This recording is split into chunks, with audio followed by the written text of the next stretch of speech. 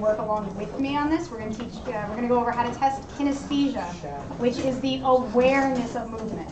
So for that, again, you can test this anywhere in the body, but for the sake of being very specific, we're going to look at the thumb and we're going to look at the big toe. So that'll give us information about the feet for balance and the hand for gripping and fine motor skills. So if I want to go over, my patient has an issue on her right arm, then I'm going to take her left hand, I'm going to hold by the sides of her thumb. If I'm on top of her thumb, I might give her a little bit more information. So with both proprioception, kinesthesia, sometimes you can get away with something being on the top, but it's a really good idea to be on the bony prominences and don't give any light touch information.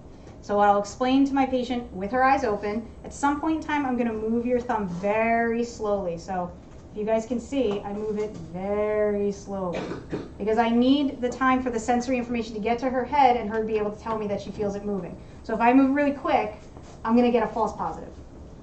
So I'm going to move your thumb very, very slowly. The moment you feel it move, I want you to tell me you're feeling it move. Okay, so just in general, even with your eyes open, can you feel this moving? Good. Close your eyes and let me know when you feel it moving. There. Good. And about 1 millimeter is normal. So that's her intact side. I've made it clear she understands what the test is and she can answer appropriately. So then I would test her intact side, again, grabbing on the sides of her bony prominence, stabilizing. I can even, take a little bit of a weight off if it's a strain on her. Same rules apply, eyes closed. Tell me the moment you feel your thumb moving.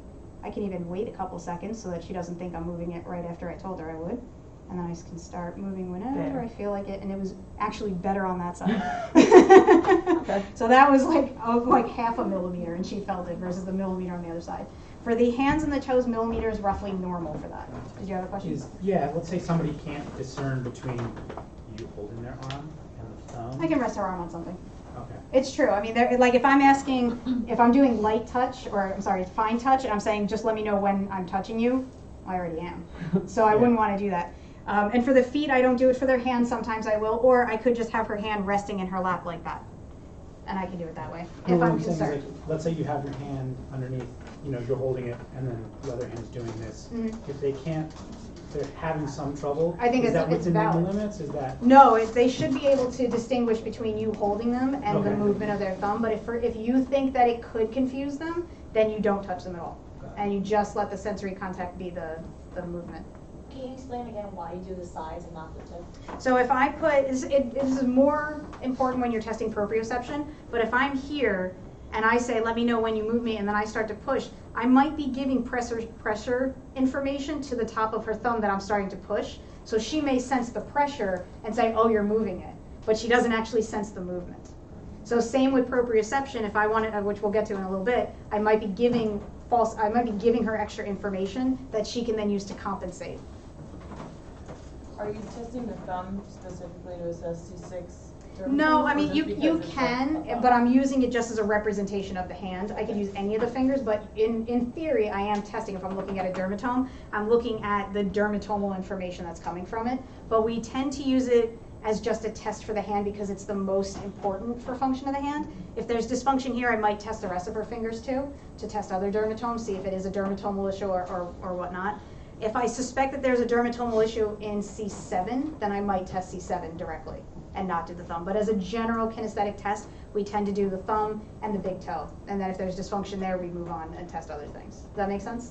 But I could even just take her wrist, and I could move her wrist and say, all right, let me know the moment you feel me move your wrist. And when I move it, it's going to be longer because it's not as sensitive as the fingers. But I could test her wrist, I could test her elbow. And say, close your eyes and tell me when you feel me moving your elbow. Yeah.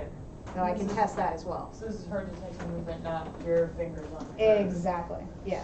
So if I do the big toe, same thing applies. I'm going to hold by the side. I'm going to try not to interrupt any other toes because, again, I don't want to give her any sensory information. So if I hold it up for you guys, sorry, I know everyone hates their feet. But I'm going to tell her the same thing. Just let me know the moment you feel it move. And then as I start to move it, she feels it right away. And it's slow because the norm is about 1 millimeter. So if I move too quickly, I can go right to 1 centimeter before she has the time to even respond to me. Okay, so try that one.